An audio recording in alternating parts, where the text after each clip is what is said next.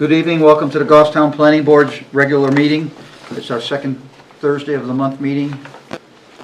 We will begin with our introduction, starting with Patty. Patty Gale, Planning and Zoning Assistant. Collis Adams, Select Board Representative. David Brown, alternate. Philip Devanza. Eric Gustafson, Assistant Town Engineer. Tim Redmond. Colleen Mayu. Barbara Griffin. Richard Freeman. David Pierce, also an alternate. Okay, we have one missing member, so we'll do a rotating voting with our alternates. Dave, you'll be voting on the first application, and then we'll switch to David for the second, and you guys will just switch back and forth, no fighting. All right. Approval or correction of the minutes from June 27th. Motion to approve. Second. No corrections from anyone? Seeing none, all those in favor of the minutes being approved as presented, say aye. Aye. Opposed? Abstention? Motion passes. Abstaining. Okay, well, say it loud so they can get caught by Barbara the... Colleen abstaining. Yeah, I assume that the minutes are going to be done from the videotape, so we'll have to speak. I understand that, but we have to be very clear when we make our motions, that's all. All right, under old business, our first application has been asked to be continued to a table date uncertain. Patty, could you please give us an update on map 5, lot 49-1? Yeah, on their end, there's something going on that they request to be tabled to a date uncertain. They have some stuff in-house relating to their property that they needed to put on the table for a while. And so they realize that we'll need to renotice about it. Yes, Yeah. so I recommend it table to a date uncertain with be notification at the butters at the applicant's expense. So it's uncertain, we don't have any indication whatsoever as to how long they're gonna need, or No. Do you have any explanation, Patty? Because I had what's the difference to me? sort of an explanation from Joanne, which I think I'll just, if you don't want to tell us as a planning assistant, I won't You say can anything. tell if you'd like. Well, apparently they're having, the DOT is giving them some questions about their access to the site. So they're working with the New Hampshire DOT on the driveway. So a date uncertain is a wise choice With that issue hanging out there. Yeah. with DOT. They have to work it out because it's an existing curb cut Right. that already has. Yeah, I don't know how lots of DOT makes position. them do anything, but Well, they can do whatever they want, they're the DOT. Okay, appreciate the clarification. All right, so we need a motion to table for a let date them table a uncertain. date uncertain with renoticing required when they come back. So moved. Second. Barbara? That was Collis? Barbara and Collis, yes. So, motion has been granted, or motion has been made to grant them their request to be tabled to a date uncertain with renoticing. Any discussion on the motion? All those in favor say aye. Aye. Opposed? Abstention? Motion passes. The next two things, we'll talk about 3 at the end of the meeting when the applicants are gone, and 4 is nothing. You have another request for continuance too. It's one of the new business items though. One of the new business items, so we can tell in case someone's here. Yeah, What let's is do what it. is being asked to be continued?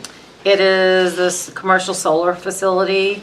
They have issues to work out regarding their access and some easement issues, and they've requested to be tabled to a date on. All right, we are going to hold that thought because we'll talk about whether we're going to continue it or not because They they haven't been. haven't actually been accepted yet, so you can't No. continue. They haven't been. Right, so we'll talk about that. So is anyone here for the solar farm down on Tower Lane? Good.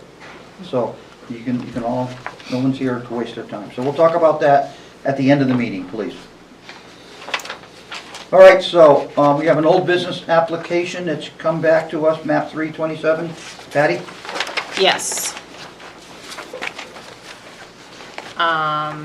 So you want me to go over it? Please just a brief overview so we can Okay. be reminded of what's going on. So it's map 3 lot 27. It's a 2-lot subdivision creating lot 27-4. It's located at 192 Addison Road. A couple years ago, they had done a previous subdivision, and now they're doing another subdivision of the mother lot. The applicant is Richard C. Lamb Revocable Trust. This was accepted at the June 13th meeting. It was determined there was no regional impact, and they had a few issues to work out with a driveway, and also it was sent to Conservation Commission for comments. The Conservation Commission reviewed it, and the only comment they had is they requested that the placards of the no cut in the wetlands buffer zone, or the buffer district, be marked with placards along the 100-foot buffer line. Patty, is there anything in the stack of extra stuff that you gave us tonight related to this application? Not to this application. Okay, so we don't have to worry about digging in there. All right, so- And I believe they've shown the wetlands marking on it. There were some comments from DPW too about the stormwater, the runoff from the houses. I think Eric maybe could explain that a little bit. I don't know if you want to have George go through it first, And then we were also talking about sightline for the driveway. or for the driveway. So Eric, I'm Eric. going to ask you, do you have anything you'd like to add regarding this, or would you like to wait until it's been discussed and then chime in later? I can start off that, the driveway still does not have any stormwater controls shown on the plan, and it is still showing an increase in off-site flow in the stormwater report, so neither one of those comments were addressed. I believe that the applicant was aware of that prior to the submission. Okay. But submitted anyway? Correct. And has there been any further investigation on the driveway? Other than the stormwater, they did provide the driveway profile and site distance profile, and so the driveway does look like it will work. It's more of stormwater control off the driveway at this point. No, And the lot. does the stone wall have to be removed for sightline? That is correct. So we are going to be requesting some sort of written agreement about relocating the stone wall because it is a property bound with the town right away. Yep. Okay. Which is a bigger issue because of the drainage. It could affect it, so it could further Yeah, impact So you it. can't do one without the other. Right. And that also affects sightline and stone wall. Right. Board members have any questions for staff or engineering before we ask the applicant to speak? Okay, for the record, sir? Sure. My name's George Chadwick. I'm with Bedford Design. Tonight, representing the Richard Lamb Revocable Trust, which is in front of you tonight. As staff had said, we're in front of you. I think Craig was in front of you on June 13th. And as a result of that meeting, I have to apologize. Craig's on vacation, so I'm here filling in for Craig. But I did review the minutes of the June 13th meeting and spoke to the applicant. So hopefully I can address all of the items for you. One of the items discussed in the meeting had to do with whether a cistern was needed or not. I believe you have in your files an email from Captain Connor basically requiring that the new home be sprinkled. We have that. A note has been added to the plan. It's note 20 on sheet 1. There was some discussion regarding the existing gravel area that actually went over the lots between one another. There's no need for a cross-access easement here, so that area will be loaned and seeded. There was some discussion regarding an impact fee. We acknowledge the impact fee, and it's noted as note 19 on sheet 1. There was some discussion regarding the driveway and site distance. So what we did is created a third sheet as part of the set. And on that sheet, it does show the new lot. It shows the driveway and how that lot is to be, or that driveway is to be graded with the house. We did provide a driveway profile that meets your regulations, as well as a site distance that proves that we do meet site distance with a relocation of the stone wall. Knowing that the stone wall is a boundary marker between the town right-of-way and the private property, the actual drill hole at the end of the stone wall is the angle point in the right-of-way. So what we've proposed is to set a granite bound in that location. So we still have a proper monumented front boundary line. We also looked at the drainage, and as engineering had stated, we did submit a a drainage report with HydroCAD calculations as requested.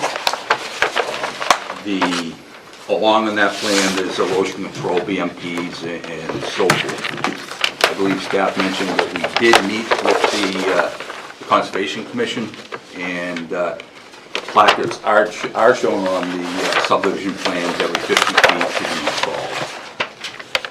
I did get a chance to look at the July 25th memo from staff.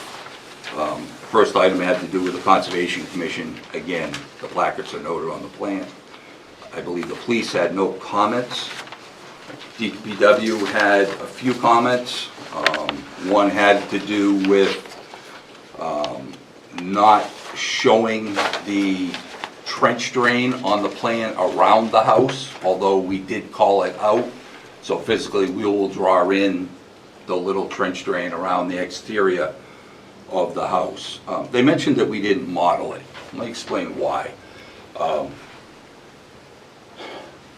In a large commercial development where you've got a trench drain, an under drain, or something of some size, stormwater, when it hits it, does have volume in that can be modeled. In the year storms you ask us to look at, the 10, the 210, 25, 50, and 100, that trench drain and any trench drain around a house will fill up very quickly and overflow. So what we did, instead of actually putting the trench drain modeled in it, we assumed that it was going to overflow anyways. Because your storms that you're asking us to look at are so great that I'd be fooling anyone to say that that trench drain is going to do anything. So we assumed that the water was going to fill up in the trench drain, overflow in the direction that we accounted for in the study. So there is a decrease, and I've got the pre and post development area plans to show you if you want to get in great detail, but we decreased the amount of stormwater to the roadway. We decreased the amount of stormwater to the power line side of the project. But staff is correct. We did increase the stormwater to the wetland that is on the existing house lot. All right, and I can give you specific numbers. So if you- what we do with this is you can explain it to us as a board. Sure. But until the DPW concurs with your evaluations, that is what we go by. So trying to explain it to us Okay, is like talking Chinese. Okay, that's fine. I'll leave it at that. You work with I'll leave it at DPW and that. come to an agreement, Um, and if they accept your calculations, then they recommend it, or they do not recommend it. Understand. Barbara? Question, when was this stuff submitted or done? Eric, I thought said he didn't have stuff. Oh, he has it. It's in the So I right have, there. I have the current packet, yes, everything's current, Okay, yes. all right. So we're not going to debate the stormwater tonight, between you gentlemen and us. We are going to let you two work it out away from the table here, away from the meeting. That is. So that is that's acceptable. Understand. that's the road we're taking here tonight. All right. And then- now, you talked about the sight line, and Yep. you're gonna show that to DPW, and they're gonna concur or not, and they're gonna give us their opinion. I believe you just mentioned that he did concur. Yeah, based on the sightline profile, that seems to work by moving the stone wall and some slope grading. Now, slope grading, and then I noticed Trent redoing the swales on the edge of the road, correct? Did I read that correctly? Looks like some tuning, yeah. So that's all permits through the DPW, right? Correct. We don't have any statements in it to that effect. No, we handled that through the driveway permit Okay, process. good. All right, So question, Tim? please call us. So Eric, so the stormwater runoff to the wetland is increasing, not Correct. decreasing? Correct. Is increasing significantly? Because a significant increase of drainage to a wetland can be detrimental just as much as, sometimes even more, depending upon the Sure. type of wetland and whatnot, it can change the characteristics. So is it like anything we need to worry about, or is it fairly insignificant? It was a general, a decent increase. It was an inch of water over the wetland. So I'm gonna let you guys work that out. Collis has made his comment about what he does not want to see. Right. So you're gonna have to work it out between you two and decide what you think is gonna be acceptable for the board and bring it to the board. And if 1 inch is a lot of water, then someone's gonna have to give us an opinion on that, Colin. So is it 1 inch over the entire wetland? I'd have to look into it. Okay. Or Scott- Okay. Scott It is. Moore. All right, I don't want to be labored, I'm just, We're not gonna belabor. Barbara? I'm just gonna say that I'm happy that you have everything that you need, but this was a major issue in our discussions on this plan in June. And I remember Craig and having a discussion with Craig about whether everything was gonna get in such that our staff, given it was summer, that they could get it done and staff was gonna be able to review it and come forward. So it sounds like everything got in that you need, everything got in that you needed. It was submitted, but there were items that were missing on the Okay, plan. so we had a discussion about this at the last meeting, about whether Craig could really get everything we needed in for a complete review. And so it sounds like there's more review that needs to be done, more work that needs to be done. And the biggest issue on the site, which was the drainage, be it wetlands or to the road and the driveway, have yet to really be verified or in the field or whatever you do to get concurrence on it. Am I right? Correct. Okay, that's all I need to know, because I'm not gonna be voting to approve this tonight, on your discretion, because I think that we get into a situation where the planning board has approved stuff, and there's a lot of loose ends, and it makes it, and it's not that I don't wanna be cooperative with applicants, it makes anything that's close, you tend to just sort of go with it because it's already been approved and it's conditional and you're trying to tie it up. I'm at the point where this was a known issue. Craig was pushing it to get on this agenda. I don't know where we're going to end up, but I'm just reminding people that that was a discussion we had on this. Colleen? Yeah, Mr. Chair, I'm leaning in the same direction as Barbara, I think, on this, that I'm okay when there are items with engineering that need to be worked out, but typically, if we are leaning towards a conditional approval this evening, then we need findings of fact that would state that this applicant has demonstrated that they comply with the regulations. And my concern is just if there's an increase in post-development flow, that right there, we can't make a finding of fact on that. So if there were still some engineering items to be worked out, but in general, it met the regulation, I'd be fine with moving forward, but I think that's just something I struggle with at this point. And I don't want to, drag things out and make it take any longer for the applicant, but I just think that's a basic thing that we just need to know is checked off for us to move forward. Mr. Chair, if I may. Yes, sir? I think there needs to be we submitted the plans when we were asked to submit them to meet a certain deadline. We did not see the response from the town. I saw it today. So there is no way for me to act on any additional comments the town may have if I'm seeing them today.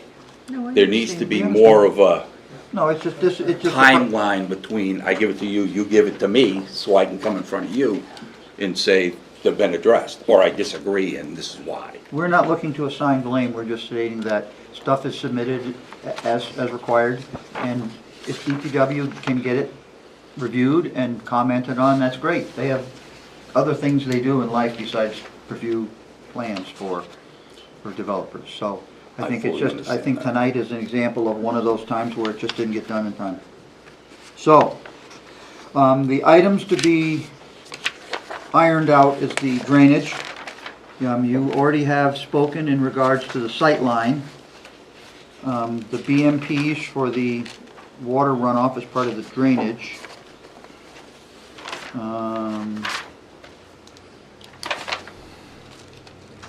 Drainage maintenance agreement's gonna be required. Why is that a fact? There's no structures within the town property. Why are you requiring a drainage maintenance agreement? On private sites, such as a trench drain, or if they do a leach and catch basin, or whatever their final design includes on private sites, we've still been requiring those. Okay. May I ask who the agreement is between? The current property owner, making sure that they're gonna maintain it per, whether it be biannually or whatever as shown on the approved plans, and if it fails, then it lists out the proper actions. And that gets recorded Do too. you have a copy of one that you've approved in the past? Yes. Is this in Like our, the other is copy. this something that DPW requires and we agree to it, or is this in our regulations? It's something that the board typically agrees to. Okay, so that's a discussion. Okay, I don't see anything else in my list of comments from you guys or staff recommendation that's gonna need more clarification before a final disposition is made on this. And why do we include impact fees in our conditions of approval? That's a building thing, isn't it? It is, but so. sort of a the reason- warning. Well, it should be, they have to pay impact fees before they get a certificate of occupancy. The reason why she's starting to do it is sometimes people come in for their building permit and they didn't know that they have to pay Okay, well, they're just being $8,800. told. Okay. It happens a and- lot. Sir, a note on the plan regarding removing the gravel area on the, I think a note on the plan with an arrow stating that this gravel area is to be removed, mown and seeded would be helpful. Will do. Any other board members have any input for the applicant prior to the final disposition of DPW and coming back for the, hopefully the last go-around? Board members?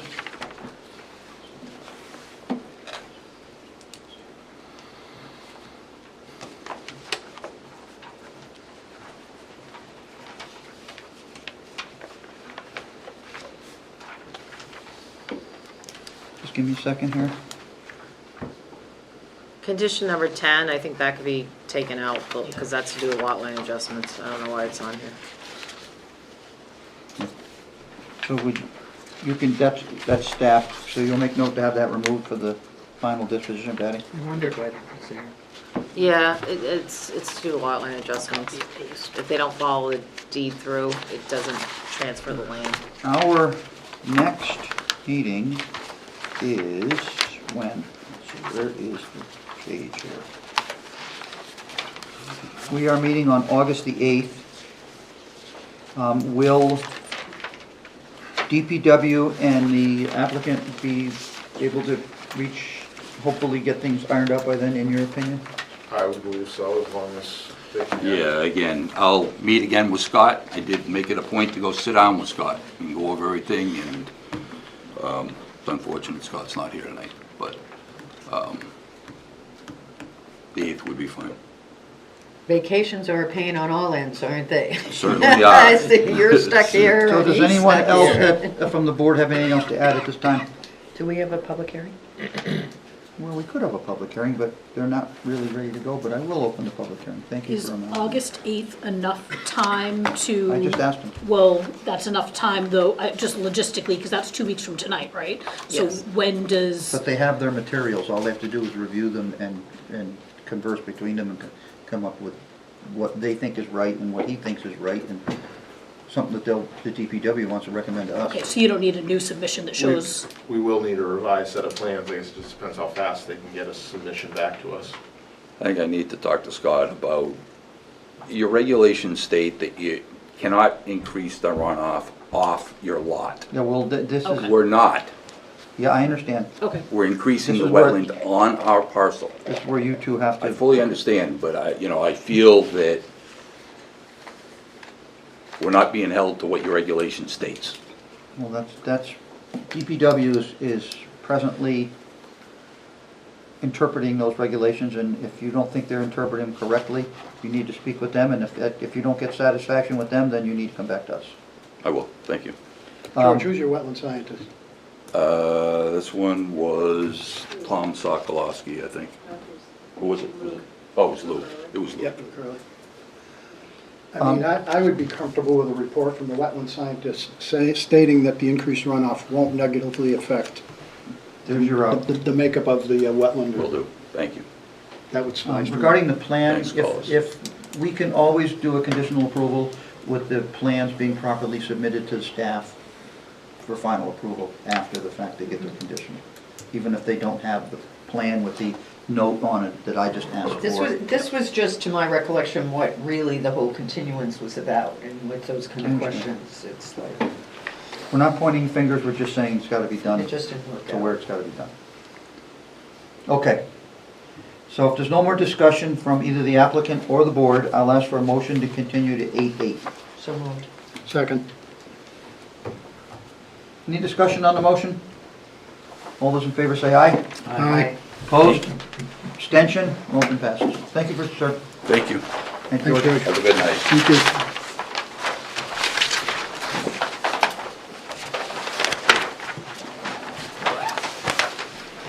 All right, our next application is a new business. Let me get this one right here.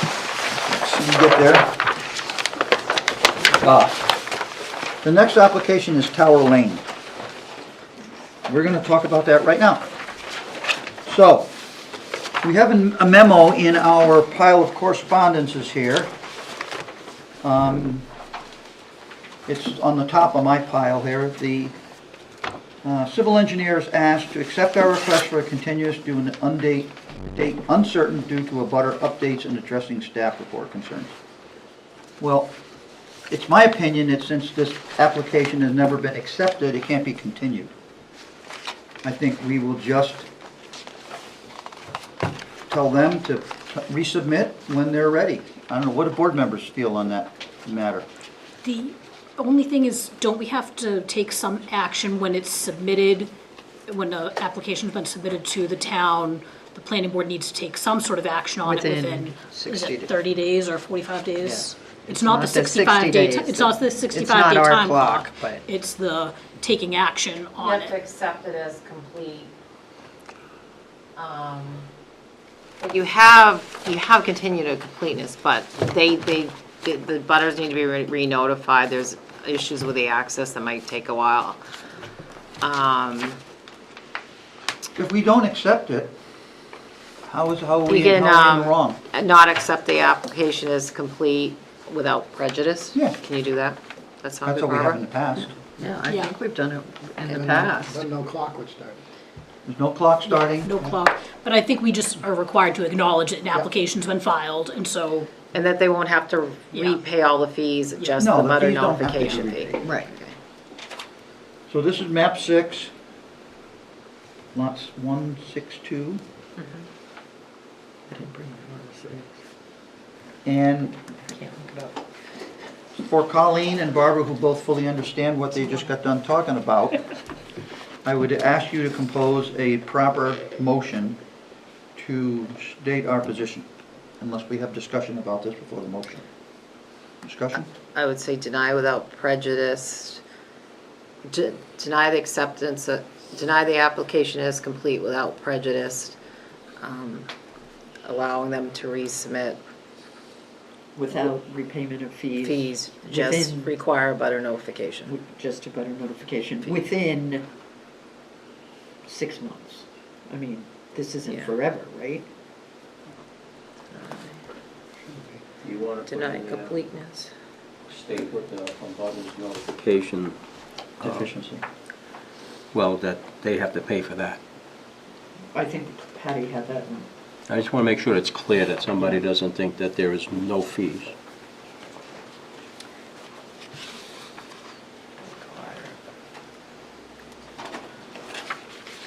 You looking up? I'm not, it's gonna take a while, I'm sure this is okay. Look, if we deny without prejudice, the application was found to be incomplete by staff. Simple.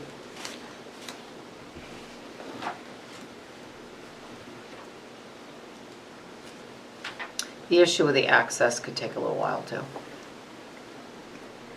And re-notification's required. Re-notification required, fees are to be continued.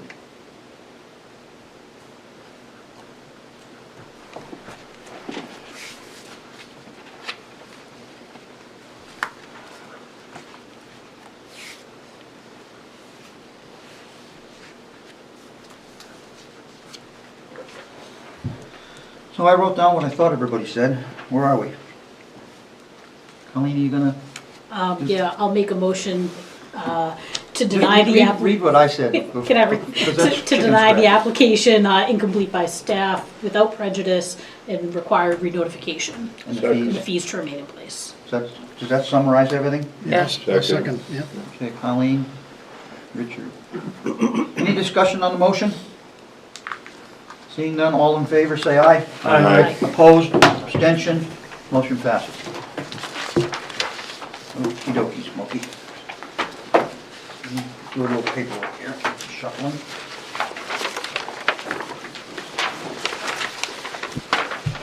Now, we move on to our next application. This is a new application for map.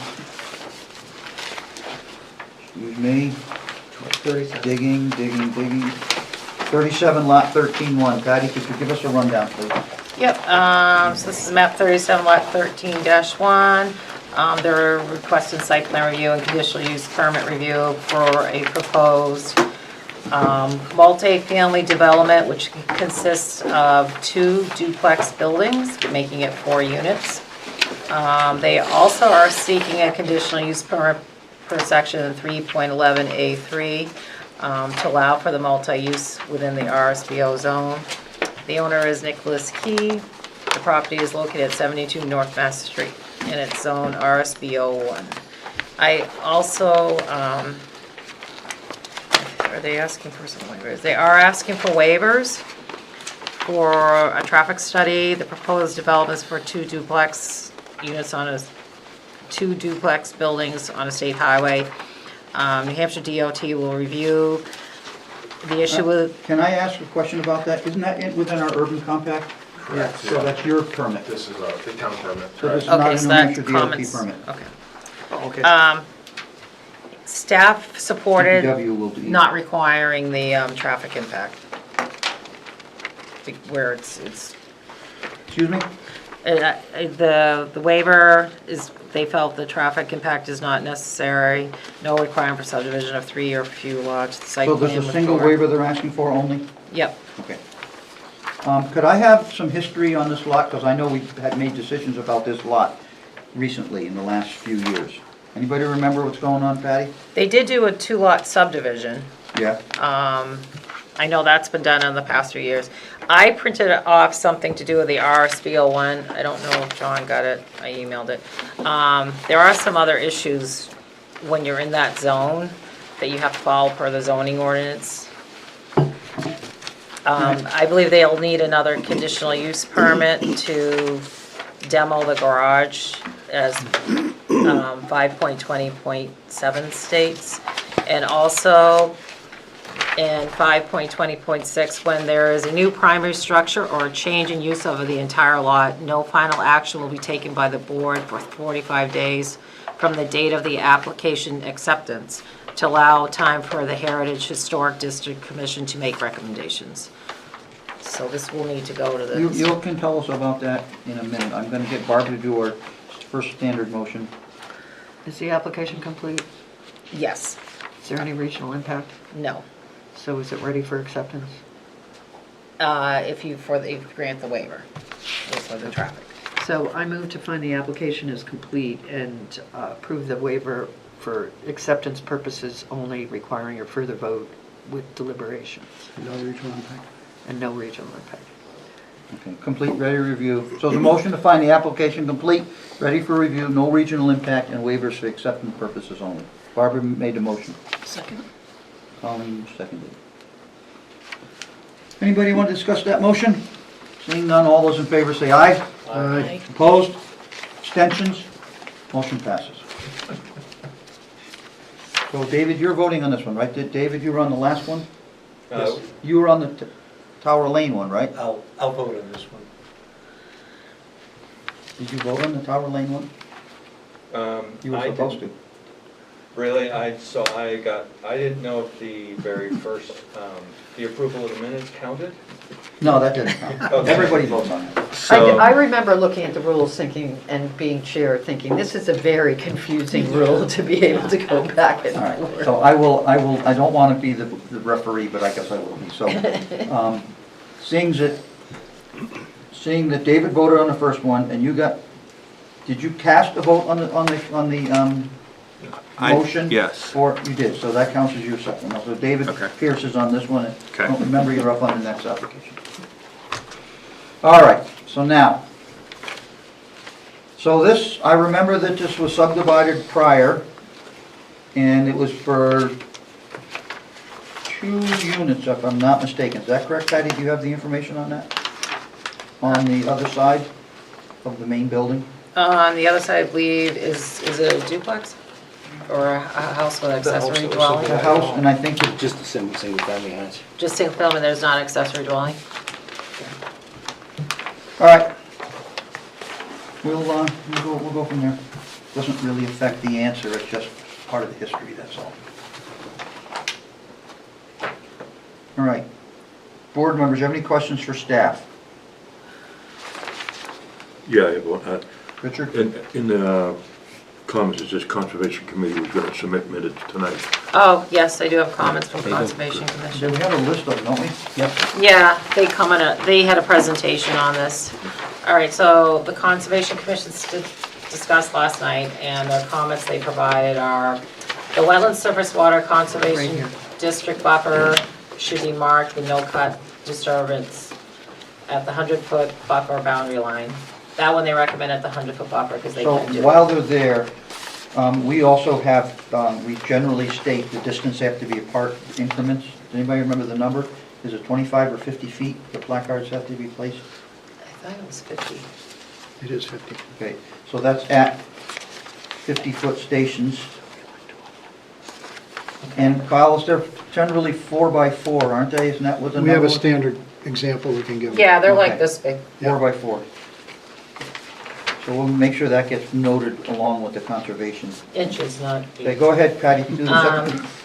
That the typical drainage maintenance agreement and maintenance plan be in place for all drainage structures so they are maintained properly. Yep, They recommend dark sky compliance lighting should be included as part of the approval for the proposed lighting. well, we wouldn't let them get away with that because that's in the regs.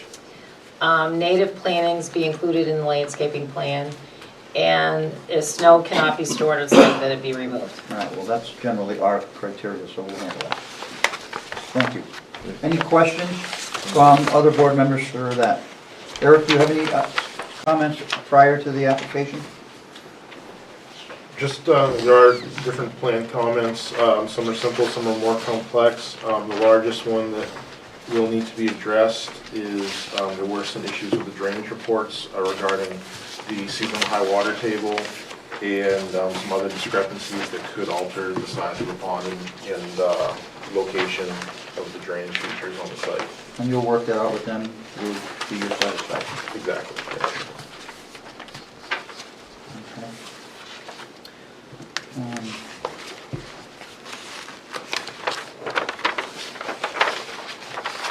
So I have the monkey wrench. So give us the monkey wrench before we let these gentlemen speak. Joanna said that she had spoken to you and you were asking about parking for Well, that's part of, handicap that'll be parking. part, I didn't ask about that. I asked Okay. about parking in general. Okay. So I went and talked to Jack, our building inspector. Generally, when it's a multi-family building, you are required to have a handicap parking space. And you have to, it has to be compliant to handicap access, but they're 2 separate duplex units. They're not connected, so he views it as a duplex, it wouldn't require it, so that's something for you guys to think about. He said that it generally duplex, you don't require a handicap parking spot, and it doesn't have to be handicap compliant. And Patty, what do we have this handout with RSBO one? I wanted you to see it because there is some That's the- strict, That's what she was reading from before. yeah, when I was talking about before that it needs to go to the Oh, the historic. Historic Commission, Yeah, 26? there's certain things specific to the zone, and it was created because it's basically it's North Mass Street and South Mass Street, which the homes around there are all very old, even though it's not a historic, they're not all in the historic zone. They want to keep that character. So that's why this was written the way it was. If you read it, encourages the historically architectural, talks about the design. I did email it to you, I don't know if you got it. Yeah, no, I got it just this afternoon. I was out and I saw it at like 5 o'clock this Yeah, afternoon, so. sorry, I was looking at the stuff before I came in, I was looking at conditional use permits. And so what I saw, no parking in a setback as defined, specific lot in question sides, yard parking is possible if buffered to side and front yards. Buffering might be, for example, landscape berm, fence, wall, evergreen landscaping 30 inches to 36 inches high. Driveway has to remain residential scale of 18 feet wide in front yard. And I think this one's larger than that. Provide easement for common parking area. I don't think that's necessary, but the other issue, as I stated, Okay. they have to go to Historic District Commission. Okay, the monkey wrench has been thrown. Anything else from staff before we open up this? Patty, so the ADA, the accessible parking spaces, was Jack's interpretation based on building code or based on the zoning ordinance? Well, I came in asking for building wise. Okay. I don't believe because in our, you look at our zoning, Because the it zoning requires says, it. yeah, So if there's Okay. certain things that you determine, he was saying, well, as a multifamily, it's one big building, but it's two separate. Yeah. Even though they're on the same lot, he looked at them as two separate buildings, so the fire separation would be, you wouldn't be requiring that. yeah. But if you feel it has to follow the zoning ordinance, then there would be some variances required if they don't do those. Phil, please. Yeah, I have a little difficulty calling these duplexes because duplexes or multifamily, the terminology of duplex on it is kind of an oxymoron. Because a duplex is not multifamily. So you have two duplexes on a lot. Are they treated as duplexes or is it multifamily? They're treated as multifamily. Then they can't be duplexes. They should not come under what the a duplex terminology is because you get to another issue with it. Duplexes have municipal trash pickup. Multifamily does not. No. Which does it come under? That's why, to me, it's an oxymoron. Yeah. Because if I say that it's a duplex, as you said, Jack looked at it. He's looking at building code. Okay? Two duplexes on a single lot, are they multifamily or are they two duplexes? It would be a multifamily because they're not, you don't have to have them connected. You're allowed to have them separate. A duplex, I think, is 2 units on one lot, where Well, now then it's these 4 are not units. duplexes. Yeah. What are they described as being? That's why it's an oxymoron. Well, it creates more discussion for conditional use permits and permissibility and all that to go with it. So we'll have those discussions, Phil, now that you brought it up. Anybody else? So Phil, the question is, should we look at them in the aggregate? Is that what I'm saying, 2 + 2 is 4? Is that where you're headed with this? I just want to make sure. Well, I'm trying to define it because I understand. in the Yes. information that was given to us, it says, required for a multifamily project in the RSPOD1 zone. And my question was, why is that term used? Multifamily, if they were termed as duplexes.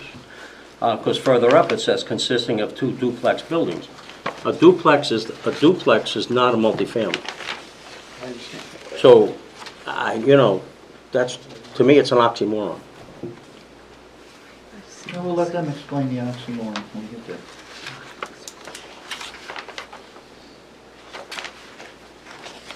Anybody else? Okay, we'll ask for your names, gentlemen. Okay, good evening, John Roque with Roque Consulting. I'm the engineer on the project, and with me is Nicholas Key, the owner of the site. Okay, thank you. Go ahead. So in terms of we're planning on building two duplex structures. So the reason why it has to come to you guys as a multifamily site plan is because there's 4 total units on the lot. But the structures themselves are just 2-unit structures, so they're, I mean, we can classify them as what, like, however you want to do it, but that's the reason why they're listed the way they are. It's two duplex units, 4 lots, 4 units total, so we're here for a residential site plan. If we were going to do just a duplex, single duplex, we wouldn't be here at all. In terms of the ADA compliance, I've done a lot of projects with a lot more units than this, and when the building is not ADA accessible, which these are not, you have to go up a staircase to get into the building, and there's 2 levels with no way of getting up and down the stairs with ADA. And generally, there's never a handicap spot required on a project like that, because there's no purpose for it whatsoever. I mean, if somebody comes to the site that's going to be handicapped, they're going to have to be carried up the stairs to get into the building at all. I did a 32 unit part, like with elevators and everything else in Laconia, but getting into the building was not ADA accessible, and there was no handicap spots on a 32 unit development. Well, that's not in our town, so we'll leave that. Nope, I know, We'll leave that out of the. So in your ordinance though, your ordinance doesn't specifically say every single project needs a handicap spot. It says if you need handicap spots, these are the criteria you need to follow, the way I interpret it. But I agree with what they said. I mean, if the 2 duplex units are considered separate, then we don't need a handicap spot and everything's okay. There were some other comments that we got Friday last week. There was a fire separation issue. We're going to do fire rated siding on each side of the building. There was a comment from the fire department about propane. We figured out where we're going to do a propane tank. We're going to do one 2,000 gallon underground propane tank that's metered for the 2 buildings. There was a comment about a dumpster. I have a spot for a small dumpster on the site that doesn't interfere. The fire department was worried about whether it would interfere with the turnaround, being able to get in and out of the site. It does not interfere with the way it's laid out, so I think we're okay with that. We did go to the Conservation Commission last night and discussed everything with how the proximity to the little river along the back, or drainage channel along the back. We agreed to the 100 feet. Basically, the 100 feet comes right here. The only thing that we have that goes out into that 100 feet is just a little bit of a swale to be able to outlet the pond. This lot is extremely flat. Like if you put any sort of underground pipes in this to try to get water to the detention pond, you would be completely underground and you wouldn't be able to daylight at all. You'd have to go all the way to the brook to be able to daylight again on this lot. So the drainage is set up basically as an infiltration pond. What we had based everything on was the county soils, or the web-based soils, and there was something in our infiltration report that was listed in a test pit that was erroneous. We're actually going to dig test pits in the pond location on Monday morning, and we'll have the correct depths. We'll know exactly what groundwater depth is, and we'll make whatever revisions we need to from there. Let's see. We just got the information about the Heritage Commission, the Architectural Committee and that sort of stuff. How do we go about getting on that agenda if we need to? You can get information from the planning at the time. Planning will help us just And get I on the sent it agenda. to the person who put you on the agenda. Okay. One of our board members here is on that committee too. Okay. And I think that other conditional, you have a garage on there, correct? That's gonna be demoed. There's a garage on there right now, yeah. I think Yep. the board could tie in your other conditional use permit with that, if this was to be approved, that if they granted the conditional use, because it states you have to have a conditional use to demo a structure. Yep. There's other issues in the zoning ordinance about RSPO2, no parking in the setback. I see you have, your lot exceeds the setback on one side, and are you going to be able to make adjustments to keep that? We don't have any parking in the setback. The parking is actually right there. It's a parking lot in the setback. And I think that's twisting words. The parking lot is in the setback, so Someone could easily park a car right there parallel to that Yeah. curb line, so. No, we could make it so it's even with, neither of the structures are within the setback, and it's just barely off of that, so. You just make an adjustment to get your parking Yep. so it fits in. We can do that. Yep. Residential scale driveway 18 feet, you've got it listed at 24. Yeah, for two-way traffic in and out, Well- for 8 units, I can, It would require a waiver or something. but Okay. If you want to go beyond the 18 feet, which is allowed in the zoning ordinance, yep, you're going to have to get permission. okay. Whether Is that in? Is that a zoning issue, Patty? Is it or- zo- You That have would to be go to zoning variance. board of adjustment It's for gonna that. be 18 feet. Okay. That was the only two that I circled, other than the Heritage Commission Yep. and the demolition permit. Anything else And you'd like to? just Keep so going. we, just so What we was have it yours? kind of straightened out, so there's the existing garage and it's hooked up with the water and sewer, so when we do our impact fees, or do we already have one unit available, so we have 3 impact fees, or just? You'll have to discuss that with staff, we don't make those Yeah, decisions. so is the garage a dwelling unit already? Yes. So that would already count Okay, as one. okay, that's fine, we just want to make sure we ask the question. The overflow part, The sewer line, are you gonna have to upgrade that? probably, I don't believe it's good enough for 4 units. It's good enough for obviously the dwelling that's on there right now, but I think we'll have to do You'll an need- upgrade to that line. You'll need to appear before the Goffstown Sewer Commission for permits to even be allowed to do that. Okay, So anything you're looking at tonight, all is, gotta be approved by the sewer commission for the number of units you wanna close and whether the sewer line and the lateral and all the components can accept it or not. okay, And then you have other fees that you'll be, made aware of. yep.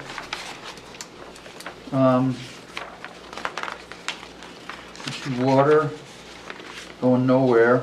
The water line ends in the middle of the parking lot. You're gonna have to show what you're doing with the water line, okay? Oh, just to finish it off to the units, that's fine. And we don't see on your plan, unless I'm not seeing it, how you're getting electricity into the site. Is that probably? Oh, there'll be underground electric. from Just as long as you know it needs to be shown on the plan at some point in your planning time, okay? Sheet 5. C5? Got it, thank you. I'm only looking at the first page. Underground electric, got it. All right. Board members, do you have anything else you'd like to add before we ask you questions? I think that's everything. I can answer whatever questions you have, and if it's, Well, for me, the elephant in the room is your parking calculations. I know our requirement states you only have to have 2 per unit. yep, And are these, what are these, 2-bedroom units, 3-bedroom units? 3-bedroom units. Right, so, in my mind, you're not providing adequate parking even by our own regulations, because 2 bedrooms is a husband, a wife, and children get cars. And I don't know where you're gonna put extra cars in a parking lot that only is allowing 2 per unit. You can't park on Mass Road, so you have to, this is part of our discussion of whether this is appropriate and should be approved or not. So just be aware that I don't think that 2 parking spaces per our regulations is even enough for this site personally, because families get more, children have cars and they're gonna be parked everywhere, on the grass and wherever else they can park. That's just my 2 cents. Trash pickup, Phil stated which are eligible for municipal trash and which are not. And depending upon the definition of your structures is gonna make eligibility for trash pickup, correct, Phil? No, it's multifamily. It's clearly even they understand it's multifamily. So they're gonna have to yeah, provide their own. what we had put together, like, we can't show it to you guys tonight, but basically I have a little 8x8 dumpster that sits right in this crook, so you can come in, grab it and get out, so Okay. I do have a place for a dumpster. Generally speaking, you'll have to show us an enclosure or something Yep. for aesthetics. Yep. Even though you own the house next door, I think. You own the house next door? No. You're not any longer? Nope, Okay, so then we have to consider the neighbors and what they're gonna look at. correct. Yep. You also have to show us snow storage on your print. Did you show Yep. that on the plan anyway? I have an idea, I have places for all that, I'll have that on what I work out with DPW. Yep, And then the note to truck off, whatever. and yep, the note to truck off per the conservation meeting last night. Yep. Colleen? I noticed the wetland had the estimated wetland line, so is the wetland not been delineated? That's based on? No, it's delineated. Okay. I don't know why Joe had Okay. estimated. I don't know if that had to do with wetlands, but there's actually wetland flag numbers that Okay. have been located, and that is the limit of that. And so with, I don't know if he was maybe saying something about the flood. There's a little bit of a flood zone out there that is adjacent to it. He may Okay. have been saying Okay. something about adjacent, maybe approximate on that. if he could just update those, and I'm assuming you're gonna have a wetland stamp on the plan that'll address Yep. that too. Yeah, So, Aaron Wexler had done this. so the lot size being 1.1 acres, I know under and some of the, I'm just trying to get to conditional use permit criteria and density compared to the surrounding properties. So I know that we allow 6 units per buildable acre. I didn't see a buildable acre calculation and I think you need to take out the wetlands and take out the 50-foot wetland buffer. So just in terms of the conditional use permit criteria, just documenting or letting us know how many units per buildable acre this amounts to out there if you include those calculations. And it's helpful for me for comparison-wise, because I know in your response to the CUP criteria, you're, discussing that surrounding properties are single-family residential. We know the gas stations out there and somewhere in the neighborhood, some other things. But, are those existing houses, 1 unit per acre? Are they, 1 unit per half acre? Like, what are the size of those lots, just so that we can compare in determining if this is compatible with the neighborhood and the adjoining uses? Is the density compatible to what those abutting properties are? So, Okay. just taking a look at that and giving us a little bit more information that demonstrates that this really is compatible with the surrounding properties. Okay. Barbara? On your elevation,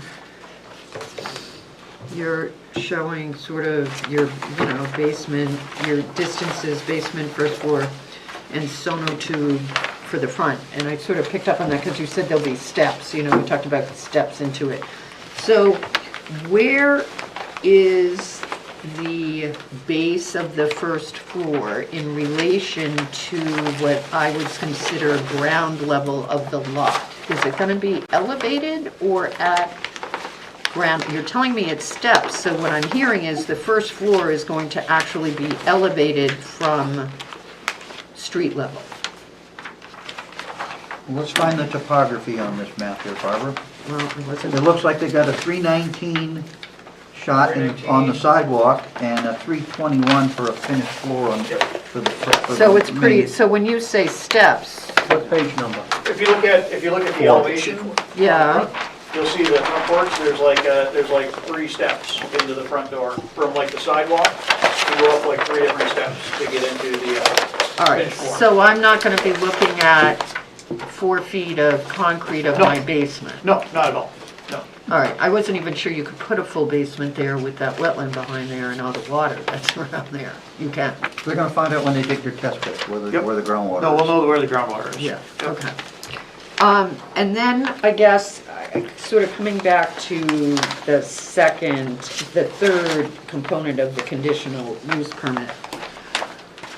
I'm gonna be really interested to see that density because to me, this does not go with the neighborhood at all.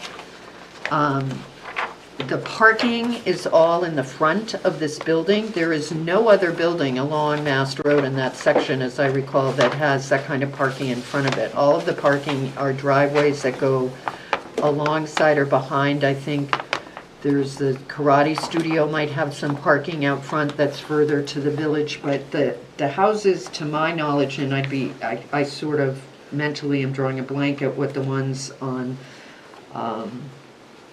the west or northwest side of the building are. I can't remember the layout for those, but having this massive parking area in the front of the 2 buildings is not at all what the rest, I mean, it looks like the size of the gas station parking lot, which is grandfathered, and has been there forever. So, and I have to say, I don't quite understand, and I think I do, but for purposes of this application, the 2 buildings on the 1 lot, I don't think are compatible with the neighborhood either. I don't know of any other lot in the neighborhood with similar frontage, and this was a subdivided lot that has 2 buildings on it. And I understand it's permitted, I certainly understand it's permitted, but that's why we have a CUP that says it's compatible with the neighborhood. So I just, and I remember years ago, a huge discussion about a building going up on Mass Road and a discussion that went on about the parking being on the Mass Road side of it or on the river side of it. And that parking lot was hated for years in this town. I think it's finally been overtaken by other issues that people find, but absent the mobile station, which I think is up a bit, not that much, but a little bit. I don't see how I could find that this is compatible with the neighborhood. 2 more lots. There's the 2 residents across the street from this lot, and the mobile station is the next lot. Right. Maybe. I believe so. Sounds right. I believe so. Okay. Board members, any other questions for the applicants? Okay, we'll take a little break from grilling you, and we'll open a public hearing. If someone wants to speak, we'll ask you guys to vacate the chairs. So at this time, I'm going to open the public hearing. And if anybody would like to speak on this application, please come up and do so.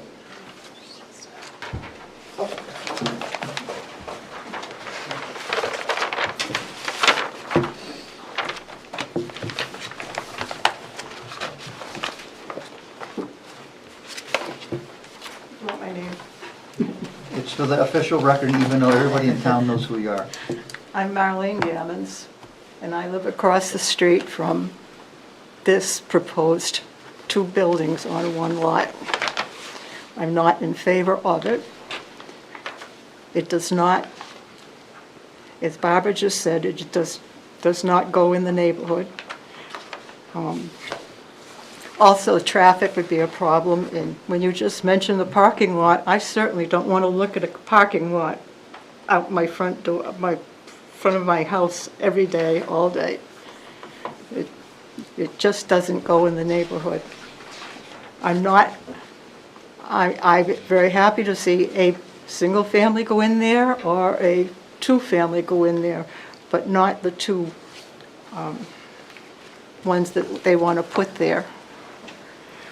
And I also must say that I don't know these people. However, I think if something like this was brought up and it was going to be built next to their property, they would probably feel the same way that I'm feeling right now. I just hope it doesn't go through. But as I say, a single family would be fine. Thank you.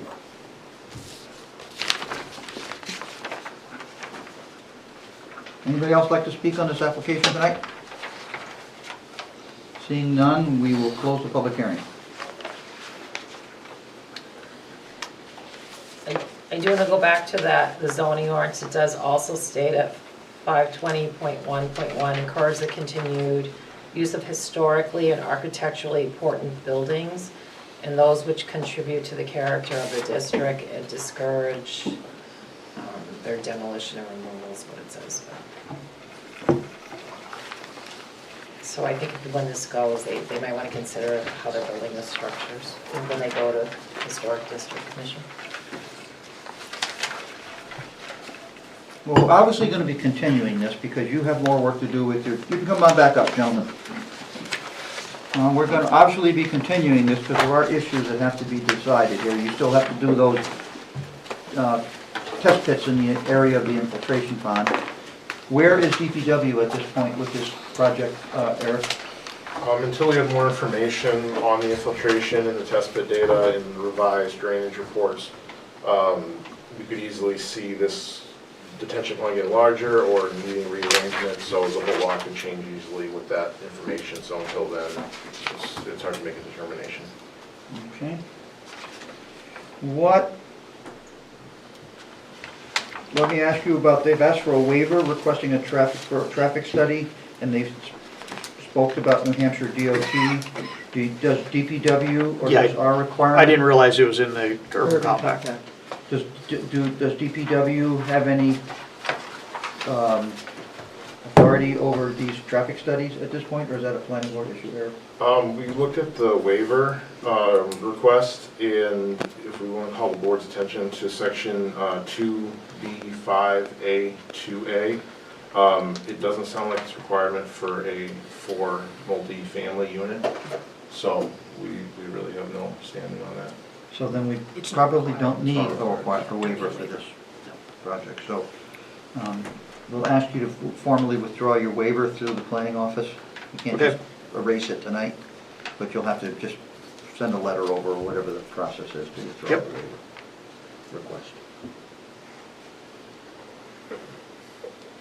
And where are we with Patty's planning department comment about ADA space to accommodate a van zoning ordinance? Is this hard bound, Patty, Barbara, So Colleen? the zoning administrator needs to make a determination on On how that whether- applies. How it That, applies, like, because we- it's in we- the zoning ordinance. Yeah, it's not our role to make a determination on if it applies or not. So And the if zoning it- administrator should tell us if, because I can understand John saying, you know, why he's saying it wouldn't be required. The table says one's required for, you know, parking area of 1 to 25. So I guess I would look for the zoning administrator to make a determination if it's required. And if it is required, I think that needs to be a variance. Yeah, But that's, we need a let the zoning variance. administrator tell us. I don't know if I can say one thing about that. Please. The way the zoning ordinance reads for the van spot, it says if you have 8 or more handicap spots, you need one of them to be a van accessible one. Yeah, it just says. So that- I'm saying we don't need, it doesn't need to be a van one no matter what. The Well, but only we question is have whether we need an ADA at all. Total spaces in parking area 1 to 25, minimum 1 accessible space. So Correct. that's in the, so if every parking area requires, so that's what the zoning administrator needs to make that Yeah. determination. We In the can't 1 do to that. 25, a handicap space is if the building itself needs to be a handicap accessible. It doesn't say that in the ordinance, so we can't make that, that's not our rule, that's the zoning administrator Yep. to determine. Yeah, and I just caught him at the end of the day, Yep. and he answered from a building aspect. Yep. He didn't pull up the zoning art, so Okay, it would be a variance if he says you do need it. okay. And let's go back to the issue of any demolition permits, Patty. Could you please take 50.6, 5026? So if this was granted, they have to then, They, have so 5.20.7, the issuance of a demolition well, permit. I'm the one above it, 20.6. Oh, that's for, that they have to go to the Historic District Commission. And before we can- whatever happens with that, you know you have to do that if this is ever granted. Also, and then 20.7, Patty? If the issuance of a demolition permit, they need a conditional use with the planning board making a finding, in addition to section 15.4.1, conditional use standards and then it goes on to if there's a fire, disaster, casualty. So do we have their responses to 15.4.1 at this time? They're gonna have to produce them, They're correct? gonna have to, for that to demo. Right, but they'll have to produce the responses to section 15.4.1 like they did for the For the request other for the conditional waiver. use permit. Yeah, we didn't know we even That's fine. needed to do Yeah. that until today. I'm just trying to so- give you Yeah. what you need to know before you come Yep. back. Well, just a question, I'm getting confused now on the process. Yeah. I understand that test pits, Me too. test pits. This is all if it's approved, I'm just trying to No, give no, them no, the no, I layout. don't think it is all if this is approved. I'm not sure that that's the right order. Okay. And so just looking at this application, I think there need to be test pits done because I think elevation and water and drainage on this site is an issue. So that's the first thing that has to be done because as Eric pointed out, there may be some significant changes to the plans or not. But there are probably going to be some changes. And we don't schedule it until there's time for HDC to look at it. Yep. So that's before it comes to us. So We need to be talking about waiving the 45 days. The 65-day 65-day clock. clock. Yeah. And we need to have a discussion, or the applicant needs to sort of decide, do you want to go for, I'm just not really sure, we don't end up with many applications going to HTC in this arena very much anymore.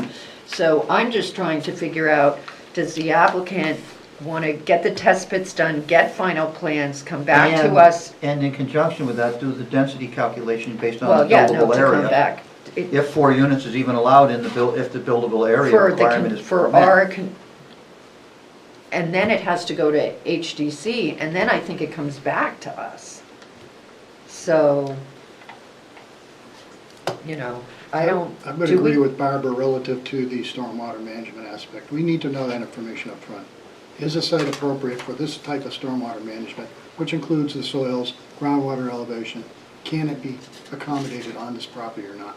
If it's not, then we need to back up and maybe rearrange the property. So that's That's them. And I'm pretty sensitive to that from the Mother's Day flood of years ago, Yeah. as to what happened to that area, so.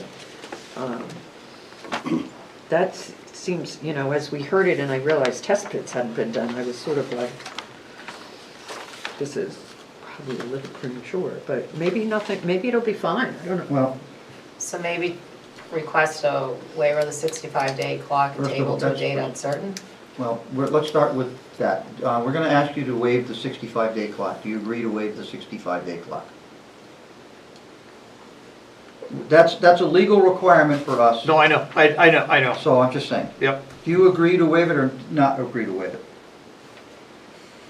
If you don't, What I'd that's good. like to do, the way I read this, it's saying no final action shall be taken by the board for 45 days from the time of application acceptance.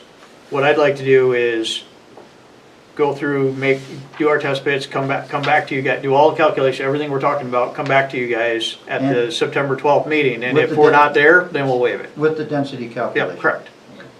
We'll do all the things we're talking about right now. We'll come back to the September 12th meeting that was listed on the proposed extension. And that'll be within the 65 days, and if we're not there and we need more time, then we'll waive the 65 at that point. My understanding is that it comes back to us after it's been to HDC. That's how I read 526. I think Yeah. what he'd like to do is he'd like to do his calculations on drainage and density and see if they are going to pursue this application as it stands or not. I think it's kind of them Yeah. doing their due Yeah. diligence at this point. I think the It's issue, saying no final action will be taken by the board for 45 days. if you come, Allowing time for the HDC HDC commission to make make recommendations. Yeah. recommendations. So to me, that means if So we can- HDC is a requirement, we're giving HDC 45 days after you have plans. The HDC doesn't meet regularly, does it? Once a month. Once a month, okay. And what When day is of the When month? is their next meeting, Phil? Um, They'd probably like to know that. Have you already had your meeting this month? This month, we have a, They probably don't need it. well, we moved it to the 31st Of because we have a hearing, scheduled hearing. July 31st? Yeah. So we have a meeting, it's the, Do you usually meet the fourth Wednesday, like planning? Like conservation? yeah, and the thing of it is it's August. And like the planning board doesn't usually have a meeting. Yeah, but this one was gonna All go right, to so the let's- 12th of September. Let's do this. We'll let Patty find out when the next HTC meeting is and inform you. And in the meantime, we'll do it for the 12th, you want to? We'll get to that in a minute. So, is everybody, excuse me, both board and applicants clear on what needs to be cleaned up Yep. before the next meeting? Yep. Okay. Mr. Key, did you live at that property ever? Never. Okay. I'm going to tell you that, just so you know, that drainage ditch behind there is, the mountain comes down. Yeah. And it goes down in that drainage ditch, and it all goes behind all those houses, and then it goes under Mass Road Right. by the barber shop. Yeah, I know where it goes. And they improved that culvert under the road about 15, 18 years ago. But even still, when we have big rains, that's kind of like a floodplain back there. So just be aware that that's sort of a natural floodplain back there. Yeah. Water does build up in those backyards out there. Thank you. Okay. Anything else? Board members or applicant?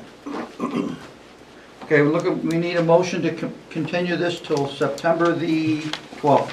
So moved. Second.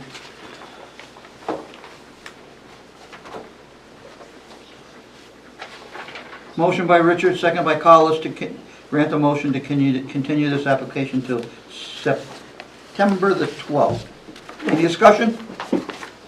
All those in favor say aye. Aye. Opposed? Abstention? Motion passes. Thank you very much, gentlemen. Thank you for your time. Thank you. Okay, let's do a little paper shuffling here, and then we'll go to the next one.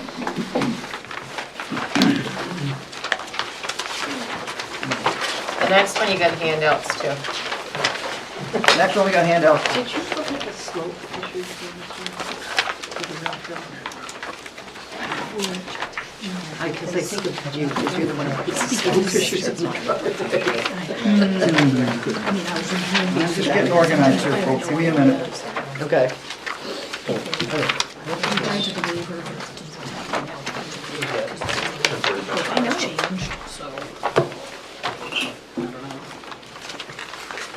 Okay, so we have comments from staff.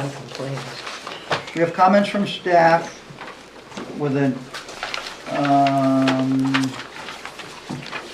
email from Scott to Patty here in this hand. Then we have something from Rick Wilhelby also. So we have two different correspondences related to this project. So Patty, can you give the board a brief overview of what we're looking at? They are here to ask for a determination of a non-material change request to their application to move the rail trail. I think there's a letter. She didn't do a review, I just have to. We don't have anything in our packet. Not for a review, but he did a narrative. There's a memo. There's a memo. Who did the memo? From Doug, it looks like. From Doug, Doug. he made the Okay, request. I'm looking. And, I'll find it.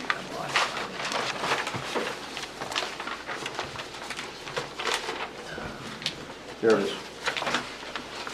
Okay. Does the board have any questions for staff or Eric before we ask the applicant to speak? Yeah, I have a question. Why do Please. I have a letter from the applicant that the grades are all set? And why do I think I saw something that said the grades are too much? Well, then we'll let them tell about it then, I guess. Your question has been raised and we'll get the answer for you. Okay. And the applicant has received both of the emails, and I think he can explain. Okay.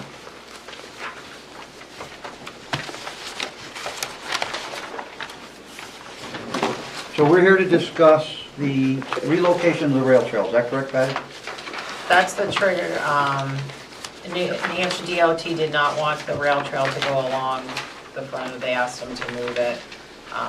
They've revised the plans to relocate the trail crossing. They've done a little bit with the drainage and some minor grading. Board members have any questions for staff? Can I Colleen? so, under our regulations, we don't have anything that allows administrative review or staff review, or it's either we can determine that Non-material. the site plan regulations don't apply, or we can require a site plan review. Like, I don't see that there's. Like a non-material change. This is You a- have allowed non-material changes. What they're asking is this materially going to affect the project by moving this to where it screws things up, basically?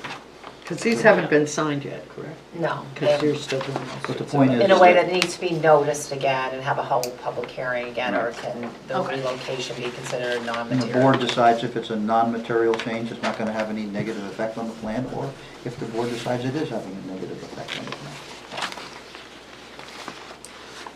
Our regulation doesn't have that, is my only. Then we don't have it in the regulation, but we've Yeah, done it but we've plenty of done times in the past. That's fine. So, you need to put it in the regulations. Okay, Since we're all squared away, we're gonna ask Doug to speak. Go ahead, Doug, for the record. Thank you, Mr. Chair. For the record, my name is Doug McGuire, engineer of record on these plans.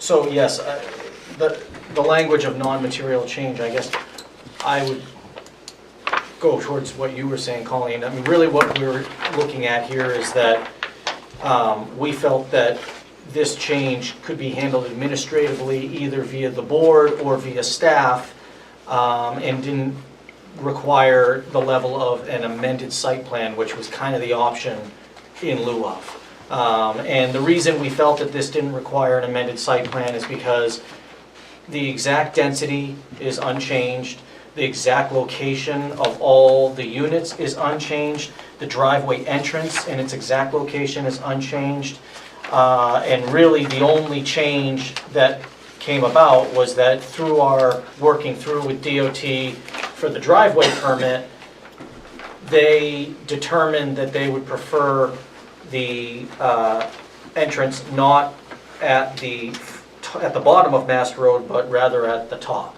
And just for the record, you know, for clarification, because I know, you know, we talked about this while we were in the public hearing process, we did meet with DOT prior to a conditional approval, and we presented the plans as shown with it at the front, and they were okay with that during our meeting. And we had a meeting with staff, Joanne was there, so, you know, we were given direction, and I guess upon further review or further internal discussion or whatever it was, they changed their mind. But, and I'm not necessarily faulting them for that, I just didn't want you to think that we hadn't done our homework on that. We did talk to them well ahead of the actual conditional approval. So that's why it's taken some time. We've gone back and forth with them. We tried adjusting it so that at first it was the issue that it was in their right-of-way. We ended up adjusting it, bringing it out of the right-of-way and saying, hey, here it is. Does this satisfy your concerns? You know, we have to wait for their re-review and everything, and it turned out that no, they still weren't comfortable with that. They really wanted it to the top of the site. We were initially opposed to going to the top of the site just because we kind of felt that the applicant felt that bringing access into the parcel kind of promoted people in the rail trail to, you know, decide to take a loop through the private property or something. Hey, these are new townhouses, let me check them out, which is really not the intent. But, you know, it was something that they were adamant about in talking about it with staff, Scott and Joanne. They also felt that obviously from a safety standpoint, it was a little safer bringing it away from Mast Road. So we agreed and made the adjustment. With regards to the two comments that we received today and that are in your packets, one was from Parks and Rec. They were appreciative of the redesign. Sounds like they also like it better in this location. They just asked that we add the split rail fencing. I did make that change, and I have it with me if anybody wants a copy of showing that. We essentially just ran the split rail fencing to force them to the relocation and not, you know, have them be confused of following the old location of the rail trail. So that's been added to the plan. The other item that we received from Scott was that, you know, as he noted that he's reviewed it, and that the crossing, and what Scott was referring to is that the actual paint, the crossing, should be no more than a 2% cross slope. When we revised the grading, we actually did adjust that and made it a 2% cross slope. The problem was, and this was our mistake, the submitted plan did not have the driveway access profile updated. So it just, for whatever reason, the viewport wasn't shifted over to the updated driveway permit or to the driveway profile. So it is in fact 2%. We actually call out the crosswalk, and again, if I mean, I'm happy to pass out that sheet reflecting that. Mr. Chair, would you like me to just hand that out quickly, just so everybody can see that? If you give it to Eric, if you want to give it to anybody. And one to me too. Well, you emailed it. Doug emailed it to me earlier this Well, morning. you got a hard copy. Yeah, he didn't One for the email it to record. us. Yeah, we're good. I'll just leave Do one you for concur Eric, with Doug's statement that they have met the cross slope profile in the revised drawing? I do agree. Okay, thank you. So, yeah, I mean, so basically, I mean, we're still happy to work through any technical comments that staff has, but we were just hopeful that, that this could be considered, I guess, what you would refer to as a non-material change, and allow us to move this forward with staff. I also would ask, while I'm here, we were going to make a separate, I guess, request if we weren't coming here anyway, but we are coming up on the 1 year of the conditional approval, and because of these items taking a little bit longer with DOT than anticipated, we would also ask if the board would entertain an extension of our conditional approval for 1 year, as also, an administrative item that I would request. Well, it's a conditional approval at this time, correct? Correct. So if we can get all these things ironed out, just become a vote for a final approval, Patty? Or is just... Well, if they get conditional approved, then this is you determine it's a non-material change, they submit the plans for signature. Okay, then it becomes a That's final. The only issue with that, Mr. Chair, is that we still have to finalize the permits with DOT, and we are coming up, we have 30 days to, and if we don't receive that, I anticipate we will, Is but a conditional approval only good for 1 year? that was Yeah. my understanding of when I read it. Oh, so we'd have to vote to extend the conditional approval so they can So get they their have more work done. time to Okay. work out. And it's 6 months. Yeah, we can do it 6 months, we don't have to give a whole year. I'm sure, and if it's not done in 6 months, we'll have to do it again. DOT will change personnel again. Well, if Well, DOT that's been doesn't an have issue. this, if this is not in their right-of-way or on the edge of the right-of-way, then their conditions are satisfied, correct, Doug? They don't have any more problems?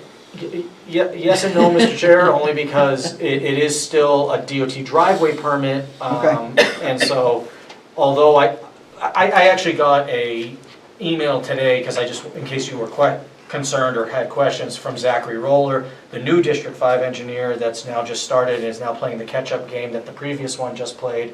And so, things have been taking a long time up there, but he said that he feels good with the relocation. He had a couple things he wanted just to continue to review quickly, and he doesn't anticipate any issues, but Good, well, that's positive. I'm gonna go to Eric. DPW reviewed the revised trail and grading. We believe the change was significant enough that the board would like to review it. Can you explain that sentence, please, Eric? Absolutely. So basically, we just wanted to get the board's feeling for the room. We didn't want to administratively approve anything.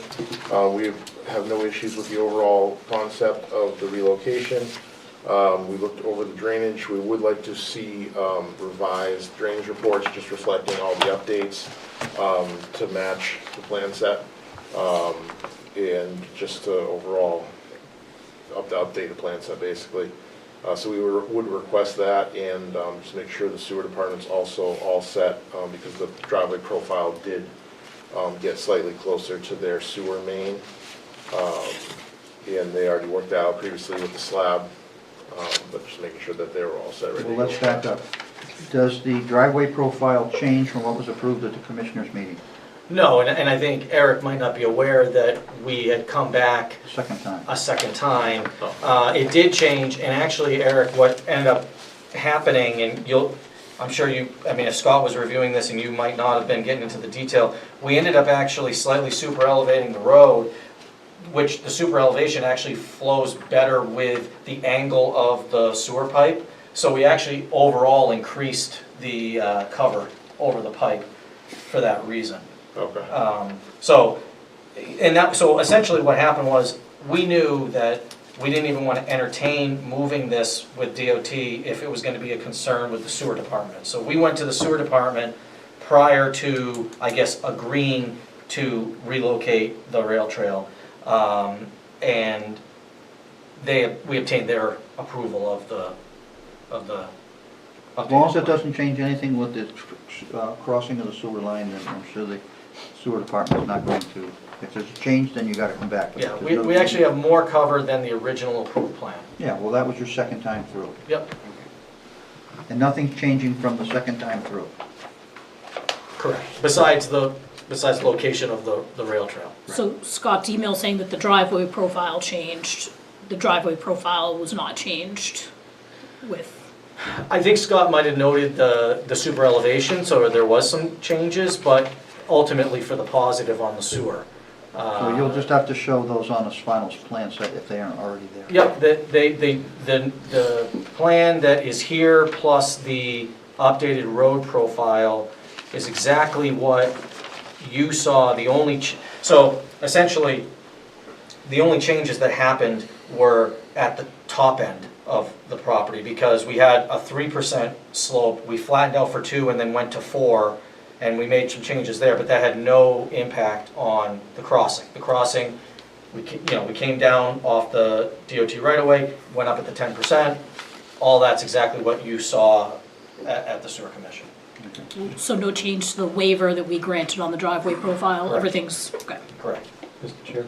Yes, sir, Dave. Doug, would you discuss why the pedestrian sidewalk ends 30 feet shy of Mass Road and possible there's, student loading of buses on Mass Road? Sure. So what we ultimately decided to do, we kind of ended that sidewalk previously in the pad of where the rail trail was coming in. Now that pad is no longer there, obviously. From a safety standpoint, we felt that the kids sitting on, remember if you recall, we put a bench. Sorry, I don't understand. Let me say it more clearly. Your phone? No. Not my phone? It sounded like So your phone. the bench is the I waiting put mine on place for silent. students. That was the idea, And yeah. when the bus is actually there and all the Mine's all the on traffic silent. is Mine stopped, doesn't and the talk. students would progress from the bench to the door. That was our thought, yep. Thank you. And if there's any way to squeeze that sidewalk a little lower in your program, just do it.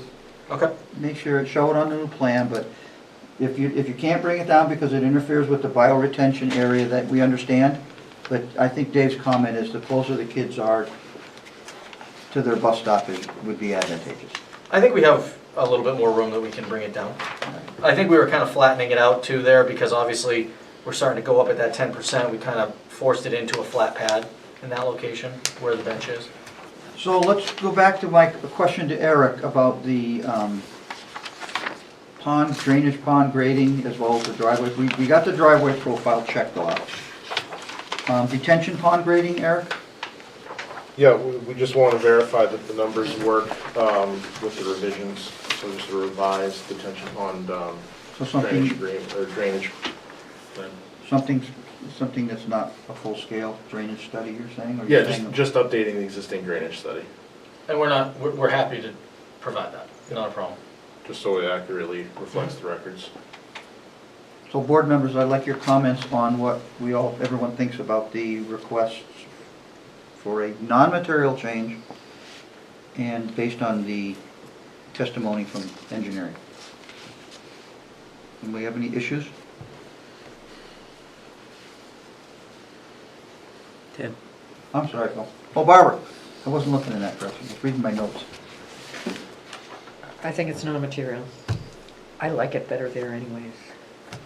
However, Go get the old, we now have the rail trail on your client's property. how much of it though? So we need an easement for maintenance. Yes.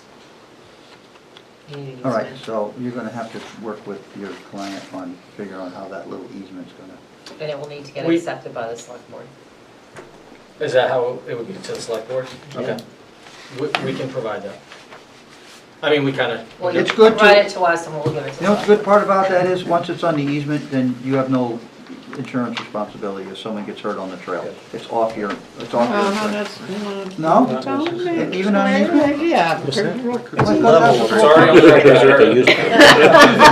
that was my legal opinion.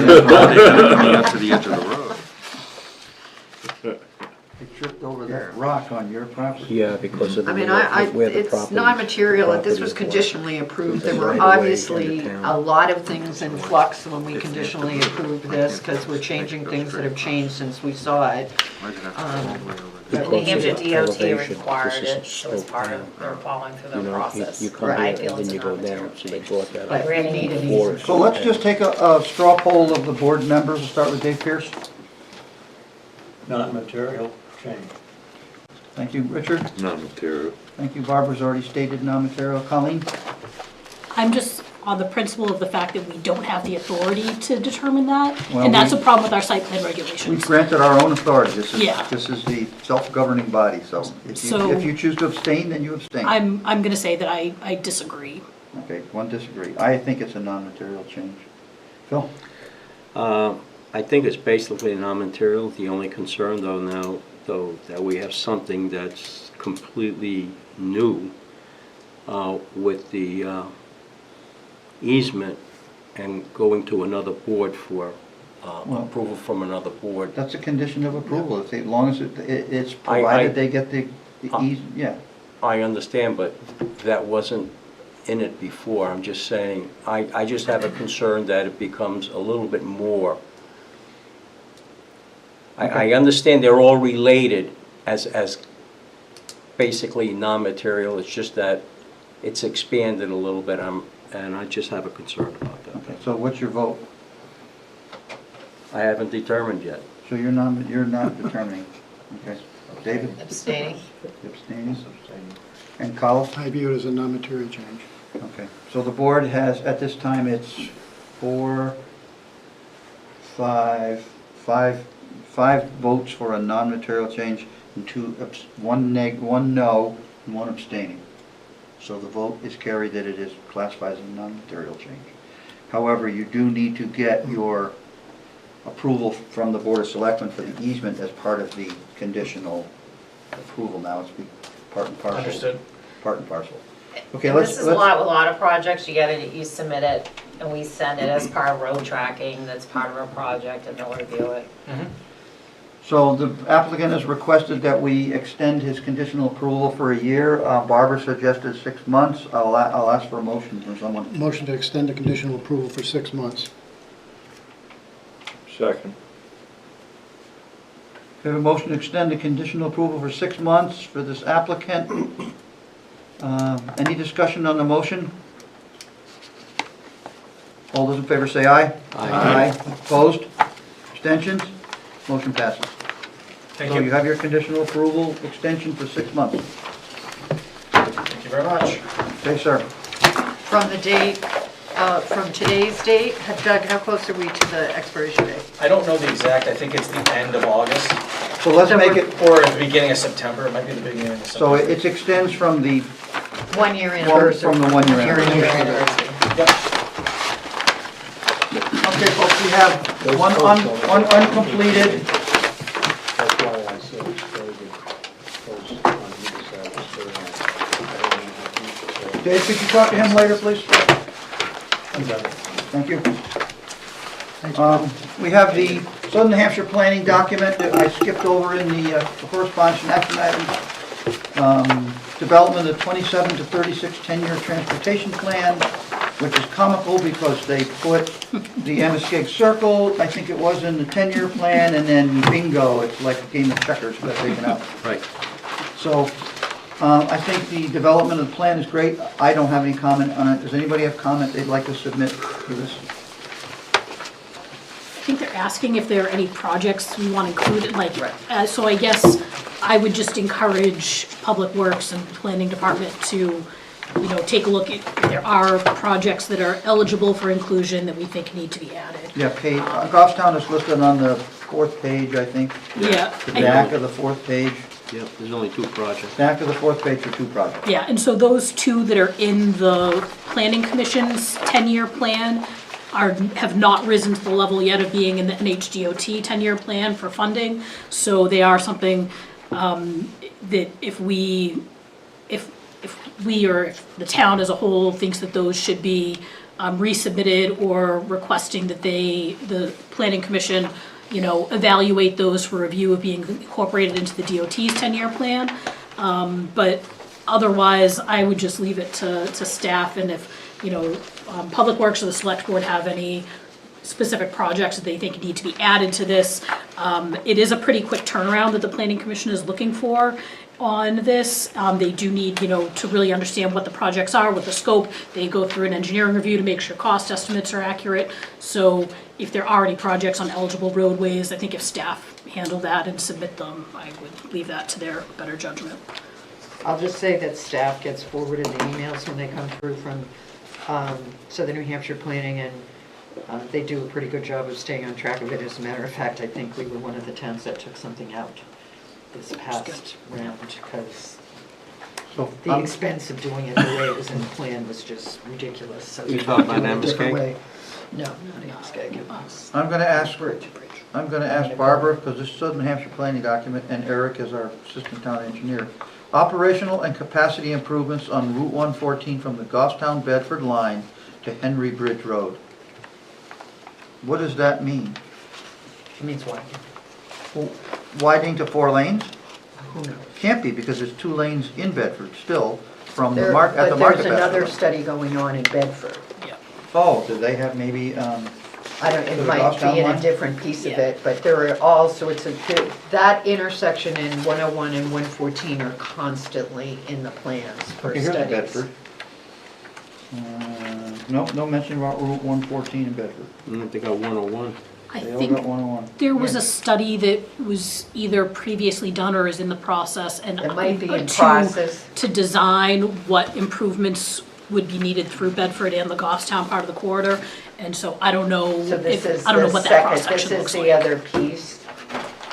Because that turn lane onto New Boston Road is already, you know, it's the You same cannot- thing, it's already failed, you know, at the That is, at New rush hour. Boston it's- Road is a failure because trucks cannot make the corner entering New Boston Road or exiting New Boston Road. Right. So they have to fix that, obviously. So all the work, all the planning, all the meetings, all the hearings for the Amoskeag improvement Poof, see you later. are gone. Poof, poof. They moved it out because it was not in there. Last I knew, it was moved out. But that was in the paper, as I recall. Yeah, I think fiscal constraint. They wanted to fix something else. They would need to build a sound wall down there in Derry by exit 4A. Okay, Town and City Magazine, everybody loves to read that, so grab your Town and City and There's enjoy a only cup of one, coffee. Tim, we have to share it in the correspondence folder, so if you want it, sign up for your Right there, copy. it's right there, take the whole folder. Do we have anything else that was failed to be adjudicated tonight, Patty? No? Motion to adjourn. No? No. Barbara's got adjudication. No, okay. Hollis, Yes, ma'am. when is the select board meeting next? Monday? Okay, I don't think it's this Monday. Is it next Monday? We off this Monday? all right. I Did will you meet probably last look, because you may be getting a visit from me, but in the meantime, We'd love I to might see be you. able to do We'd it. love Well, to- except love at to- 6 o'clock, except you have a later public comment now. All right. Well, have something to eat so your stomach doesn't growl, okay? So, well, that's, I want you to know I'm there, I gotta do something. We voted a couple months ago when Gail gave her notice that we wanted steps taken to make sure that we had a minute taker. That letter was sent, and I apologize, I have the emails in the letter and I forgot to bring them. So, nothing has been done. There has been no advertising, there has been nothing done. And the word I am hearing is that a comment was made that Derek and Danielle can team up and do the minutes, who each make over $100,000 a year. And if we're having staff that think they're gonna do minutes who are making that kind of money, I suggest we need to revamp the staff position. I don't know where you heard that, Barbara.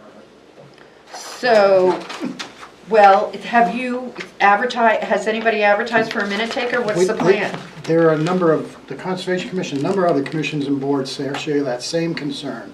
Not And like and this the issue- board. And the issue is, nothing's been advertised yet. We said to Derek, why don't we get something out there on the street? Because there are people in the community who say, hey, I'd love a part-time job taking minutes. Well, okay, then let's advertise it. Let's get people in and get them on board. Well, and I will assign them to tell take you, minutes. if we come to the next meeting and we do not have a minute taker, I am making a motion to adjourn. Because this is a quasi judicial Yeah. body, minutes are a requirement, we are not in compliance with the statute Okay. now. And I don't know why the Board of Selectmen lets stuff go. I don't get it. So did we just vote on the minutes from our last meeting tonight? Yes. Yes, And that is it. Patty, can you tell us who did those minutes for us? The June, Was that was Gail. Gail's last meeting. That was Tonight, Gail's it's last either meeting. me or Joanne doing them. So tonight's meeting is gonna have to be transcribed By by the someone video. else. So as you may know, Barbara, we have an action matrix and I will put that on our action matrix. You know what, you've had that, I mean, Well, you know don't get what? me going on the action matrix, because you've developed it and it's Barbara, I'm like, just suggesting a way we can take some action to move this forward. Because if it's on the action matrix, we have to deal with it each and every minute. you go to the Board of Selectmen meeting and you raise your hand and you say, I make a motion to direct the town administrator to place an ad for a minute taker, and I want to see it in the next legal notice edition of the Union Leader. It's that simple. That's how, And online. and online. And Action online. matrix. And at all the coffee shops in town. So like For I. those people that got a lot of spare time, if they got time to sit around and drink coffee all day, they can come and get a part-time job here. So I'm Enjoy our transcribing company. last night's minutes for conservation. I transcribed the last month's minutes for conservation. Every board has a budget for a minute taker in their budget. Yeah. So let's have a party with ours since we're not using it. Pizza party. Okay. Or we could buy one of those stenographer machines that does the, you hold it up and it'll do the vote, the computer and. And we'll get a karaoke machine with it. Karaoke. All I right, know Phil has got a wants- motion to can I- adjourn. Who Can I ask seconded one it? more question? Oh, please. I know Phil wants to go.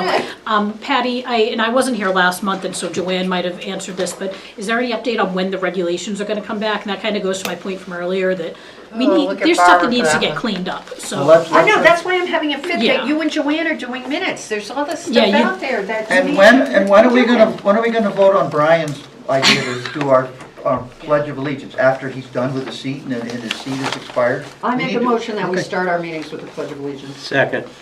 Well, we had to do a change of something, didn't We we? have to do a change in the book and it's, Change the file. We have. it's our yeah. vote. Motion to recite the Pledge of Allegiance? Yeah, like nearly every other board. After the roll call? And who seconded that? I did. Well, you're right in there tonight, Phil. Dave. So we have a motion He just that wants from his now on motion we'll to recite the adjourn. Pledge of Allegiance at the beginning of the meeting. But when that happens, it depends on when I remember to do it, like with public hearings. Thank you. All those in favor of that motion say aye. Aye. Opposed, abstentions. Phil? Motion to adjourn. Seconded by Richard Freeman. Motion to adjourn. Anybody, all in favor say aye. Aye. Opposed, abstention, motion passes. Thank you, GTV. We're